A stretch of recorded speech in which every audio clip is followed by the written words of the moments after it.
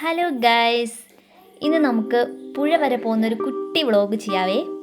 മഴയൊക്കെയാണല്ലോ ഇന്നിപ്പം, അതുകൊണ്ട് ഭയങ്കര ഇരുട്ടുമുടി കിടക്കുമായിരുന്നു. അപ്പോൾ ഞങ്ങളെല്ലാവരും ഒന്ന് പുഴ വരെ പോകാമെന്ന് വിചാരിച്ചു. അപ്പോൾ രാവിലെ ചായയൊക്കെ കഴിഞ്ഞിട്ട് ഞങ്ങൾ രാവിലെ തന്നെ ഇറങ്ങി.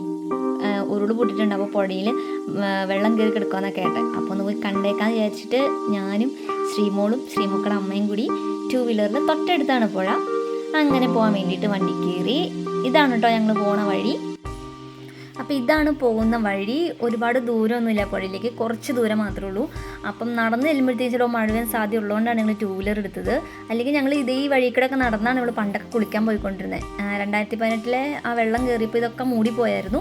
കാരണം പുഴയിൽ നിന്നുള്ള വെള്ളം നേരിട്ട് ഡയറക്റ്റ് ഇങ്ങോട്ടാണ് വരണേ. അപ്പം ഈ വഴിയാണ് പോണത്. അവളാണ് ശ്രീമോളാണ് വണ്ടിയുടെ ഫ്രണ്ടിലിരിക്കുന്നത്. അവൾ എന്താണ്ടൊക്കെയോ കലവില പറയുന്നുണ്ട്, എന്തൊക്കെയോ പുഴയ്ക്ക് പോകണ ഉത്സാഹമാണ്.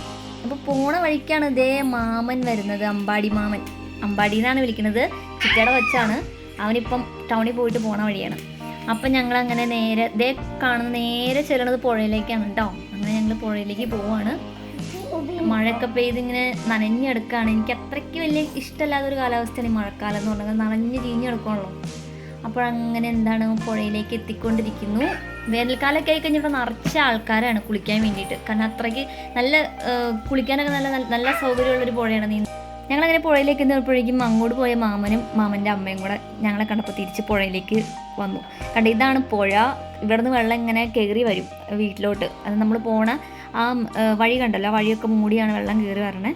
അപ്പം അമ്പാടി, ഇതാണ് അമ്പാടി മാമൻ എന്ന് പറഞ്ഞു കേട്ടോ. ഞങ്ങൾ അമ്പാടി എന്നാണ് വിളിക്കണേ, കൊച്ചു വിളിക്കണത് മാമൻ എന്നാണ്. അങ്ങനെ ഞങ്ങൾ പുഴയിലേക്ക് ഇറങ്ങുകയാണ്.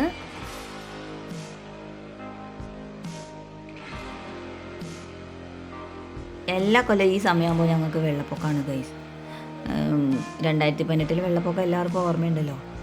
അത് ഭയങ്കര ഭയാനകമായൊരു വെള്ളപ്പൊക്കം തന്നെയായിരുന്നു. ഞങ്ങൾക്ക് വീടിൻ്റെ ചിമ്മിനി ഒഴിച്ച് ബാക്കിയെല്ലാം വെള്ളത്തിൻ്റെ അടിയിലായിരുന്നു. സാധനങ്ങളൊക്കെ നഷ്ടപ്പെട്ടു.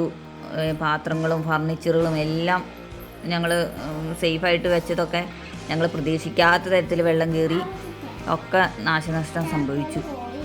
2018 വെള്ളപ്പൊക്കം ഞങ്ങളെ ഭയങ്കരമായിട്ട് ബാധിച്ചു ഗൈസ്. എല്ലാ സാധനങ്ങളും നഷ്ടമായി. പാത്രങ്ങളൊക്കെ ഞങ്ങൾ ചാക്കിലൊക്കെ കെട്ടി ഗത്തിൻ്റെ മുകളിലൊക്കെ വെച്ചിരുന്നു.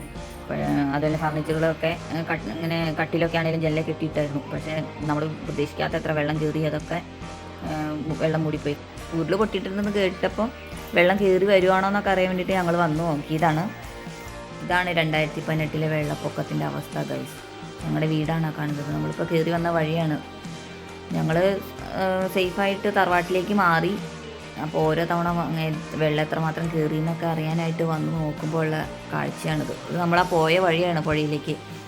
ഞങ്ങൾ ഓരോ തവണ വരുമ്പോൾ വെള്ളം കയറിയതേ പിന്നെ കാണുന്നത് ചിമ്മിനി ഒഴിച്ച് ബാക്കി എല്ലാം വെള്ളത്തിൻ്റെ അടിയിലായി. നമ്മളിപ്പോൾ ടൗണിലേക്ക് പോണ വഴിയാണിത്. ഞങ്ങൾക്ക് ഈ വെള്ളപ്പൊക്കം നല്ല നാശനഷ്ടം സംഭവിച്ചു ഗൈസ്. പാത്രങ്ങൾ, വസ്ത്രങ്ങൾ, ഫർണിച്ചർ എല്ലാം നഷ്ടപ്പെട്ടു. പ്രവാസികളായ ഒരുപാട് നല്ല ആളുകളുടെ സഹായം കൊണ്ടാണ് ഞങ്ങൾ കരകയറിയത്. ഞങ്ങൾക്ക് മാത്രമല്ല, ഒരുപാട് ആളുകൾക്ക് നികത്താനാവാത്ത നഷ്ടങ്ങൾ വരെ സംഭവിച്ചിട്ടുണ്ട്. എന്തായാലും ഇനി ഒരിക്കലും ഇതുകൊണ്ട് ഒരു വെള്ളപ്പൊക്കം ഉണ്ടാവില്ലേ എന്നാണ് പ്രാർത്ഥന. അപ്പോൾ ഇന്നത്തെ വീഡിയോ കഴിഞ്ഞു. ഇനി നമുക്ക് അടുത്ത വീഡിയോയിൽ കാണാം. മഴ വരുന്നുണ്ട്. ഈ കുരുന്നിനെ കൊണ്ട് വേഗം വീട്ടിൽ പോട്ടെ. കുഞ്ഞിനെയാണെങ്കിൽ കൊതുക് അടിച്ചിട്ട് മേല. മഴയ്ക്ക് മുന്നേ ഞങ്ങൾ വീട്ടിൽ പോട്ടെ. അവർക്ക് പുഴയിൽ നിന്ന് പോകണേ ഇഷ്ടമല്ല. ഇനി നമുക്ക് അടുത്ത വീഡിയോയിൽ കാണാം. Bye bye. ഇതാണ് ഞങ്ങളുടെ കുട്ടി വ്ളോഗ്. വീഡിയോ ഇഷ്ടപ്പെട്ടെങ്കിൽ നിങ്ങൾ ലൈക്ക് ചെയ്യുക, സബ്സ്ക്രൈബ് ചെയ്യുക, ഷെയർ ചെയ്യുക. Thank you.